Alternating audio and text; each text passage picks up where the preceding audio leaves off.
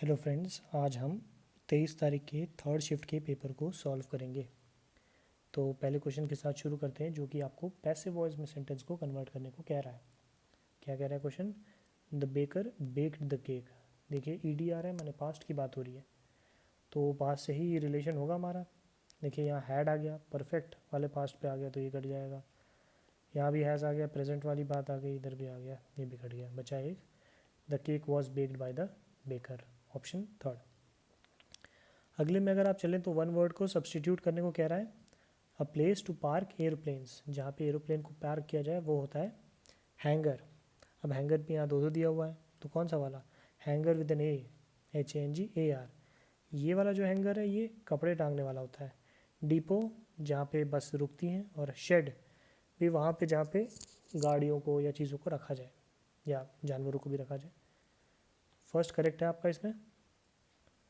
और अगर थोड़ा आगे चलें क्वेश्चन नंबर थर्ड पे, तो वो कह रहा है आपको एरर को रेक्टिफाई करना है, मतलब जो भी स्पेलिंग एरर है उसे सही बताओ। अब यहाँ पे एकोमोडेट ही गलत लिखा है। I doubt that these lifts can accommodate 100 people. मुझे शक है कि ये जो लिफ्ट है ये 100 लोगों को उठा पाएगी। तो गलत स्पेलिंग लिखी हुई है, यहाँ पे डबल सी होना चाहिए, ACCOMMODAT, लेकिन यहाँ डबल टी है तो ये गलत हो गया। तो ये हो जाएगा आपका पहला वाला, ACCOMMODAT, ऑप्शन फर्स्ट। आगे चलते हैं। अगला क्वेश्चन आपसे क्या कह रहा है कि 4 पार्ट में डिवाइड किया गया सेंटेंस को एरर पहचानो। Mister Suman asked me to pack my luggages. Luggage देखिए खुद में प्लूरल होता है तो एस की आवश्यकता नहीं है, इसीलिए यही गलती है, माई लगेजेस ये गलत था। अगले में आपसे करेक्ट स्पेलिंग वाली फिल करने को कह रहा है। I often fail to dash remember someone's name. I often forget to accurately, अच्छे तौर पर, मतलब एकदम सही ढंग से किसी का नाम याद रखने में वो रह जाती थी, हर बार भूल जाती थी, इसलिए option number second correct spelling है एक्यूरेटली की।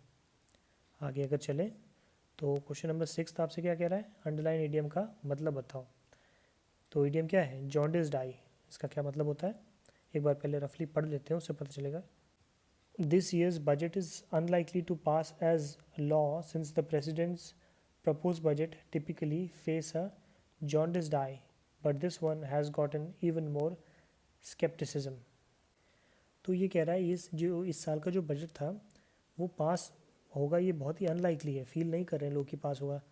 लेकिन the president propose budget typically face, क्योंकि जो प्रेसिडेंट का जो बजट प्रपोज करता है उसे जॉन्डिस्ड आई, मतलब कि रिसेंटमेंट के साथ देखा जाता है, माने दुख के साथ, निराशावाद के साथ।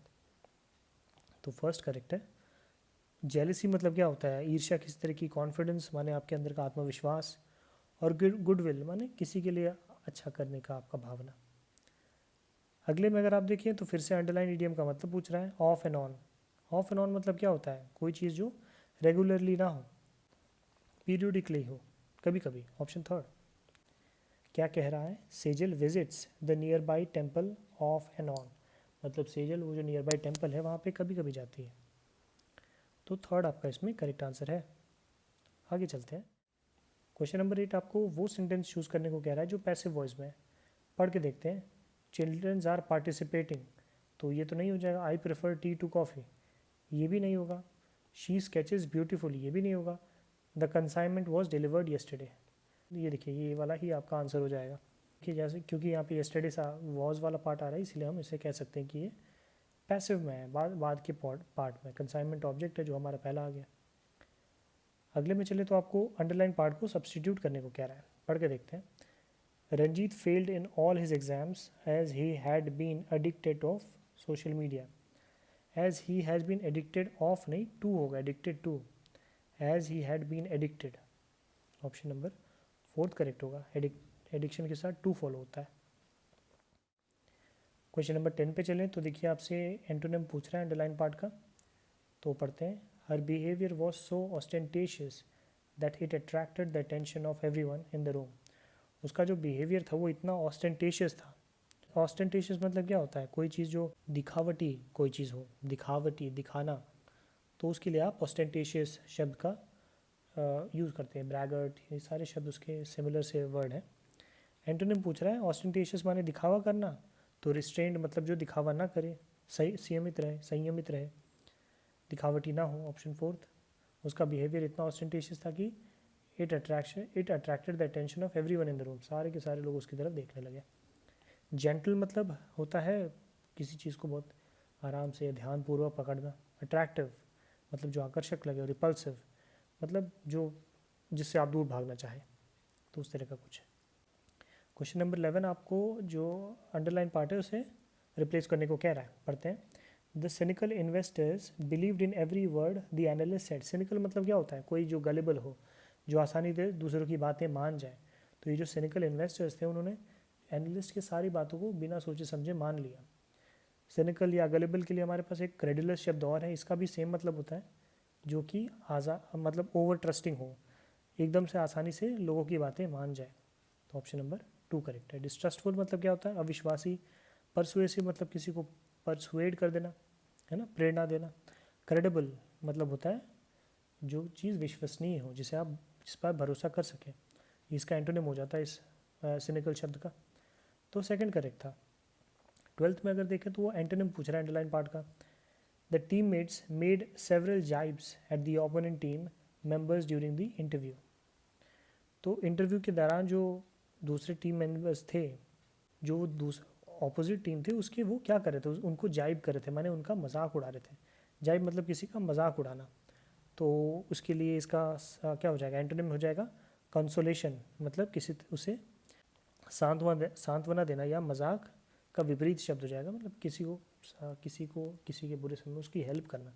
ऑपोजिशन जब हार जाता है तो उनका कैसे मजाक उड़ाया जाता है क्रिकेट मैचेस में, तो ये उसी का ऑपोजिट हो गया, मतलब उसे फिर भी इनकरेज कर रहे हैं, तुमने अच्छा खेला, इस तरह का। तो ऑप्शन सेकंड आपका इसमें करेक्ट आंसर है। इंस्पिरेशन मतलब कि प्रेरणा देना, कॉन्ट्रडिक्ट विरोध करना, और मॉकरी मतलब भी मजाक उड़ाना होता है। सेकंड करेक्ट था। अगले में देखिए तो आपसे सिनोनिम पूछ रहा है डॉज का। डॉज मतलब किसी से बचना, है ना, बचाव करना, चकमा दे देना। तो उसके लिए हमारे पास शब्द है, सिनोनिम क्या हो जाएगा, उसके लिए हो जाएगा अवॉइड। अवॉइड करना, बच निकलना। Option first.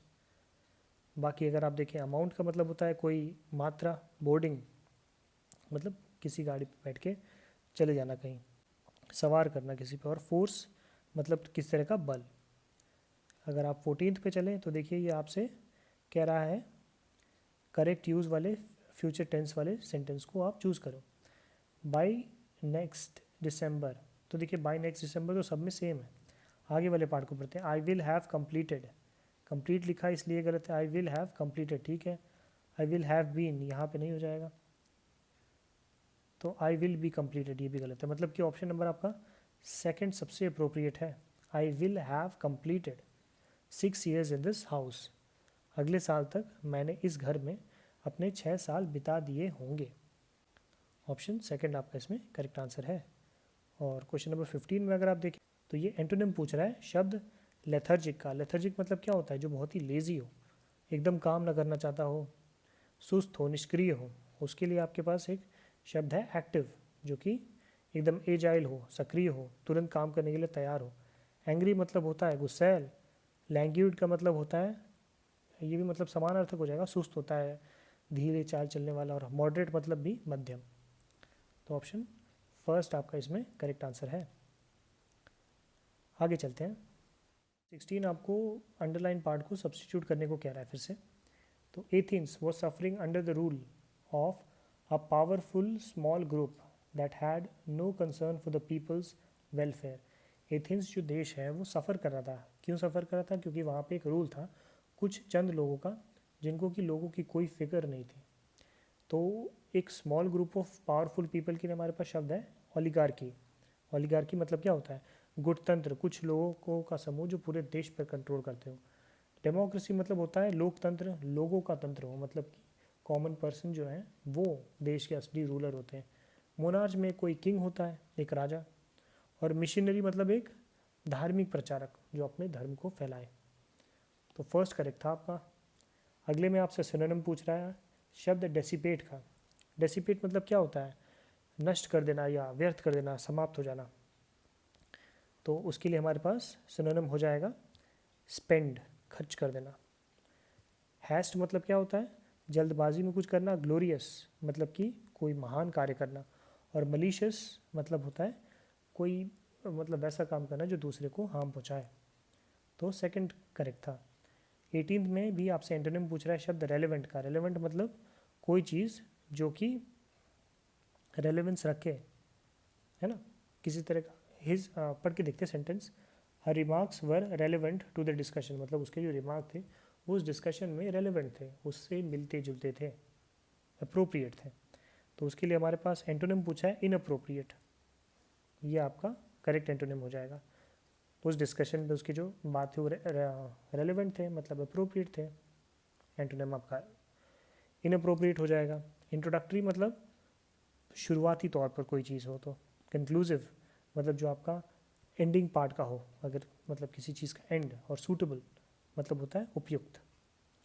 फर्स्ट करेक्ट था।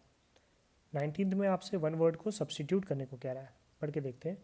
The evening time when the sun has just set and it is almost dark. वो समय का क्या कहते हैं जब सन जो होता है ढल गया होता है और ऑलमोस्ट डार्क होता है, मतलब पूरा रात भी नहीं लेकिन रात जैसा, तो उसे हम कहते हैं डस्क। और इसी तरह अगर सुबह का समय हो, जब उस सुबह ना हुई हो लेकिन सुबह होने लगी हो, मतलब हल्का हल्का उजाला हो गया हो, तो उसे हम कहते हैं डॉन। तो हमारा करेक्ट आंसर इसमें था option number third. Daybreak मतलब दिन के बीच में जो ब्रेक लिया जाता है वो, और नाइट माने रात। क्वेश्चन नंबर 20 पे अगर हम देखें तो ये PQRS वाला क्वेश्चन है। जंबल्ड ऑर्डर में सेंटेंस दिए हुए हैं, उसको हमें मीनिंगफुल ऑर्डर में बदलना है। तो पढ़ के देखते हैं। Unlock their potential, empower their individual and shape.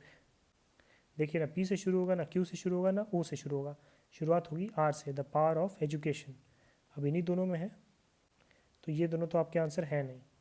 अब R के बाद Q को अगर फॉलो कराएं, the power of education empowers individuals to, ठीक है, अनलॉक देयर पोटेंशियल, ठीक है, एंड शेप देयर फ्यूचर। तो ये सही क्रम में जा रहा है। मतलब एजुकेशन का जो पावर होता है वो क्या करता है, वो एक इंडिविजुअल को एम्पावर करता है, मतलब उसे और पावरफुल बनाता है। किस लिए? जिससे कि वो अपने पोटेंशियल को अनलॉक कर सके और अपने फ्यूचर को एक नई दिशा दे सके, एक नया आकार दे सके। तो ऑप्शन फर्स्ट आपका इसमें करेक्ट आंसर था। अब चलते हैं हम पैसेज पर। तो यहाँ से हमारा पैसेज शुरू हो रहा है, तो पढ़ते हैं। The human development index is a summary dash of average accomplishment in important areas of human development.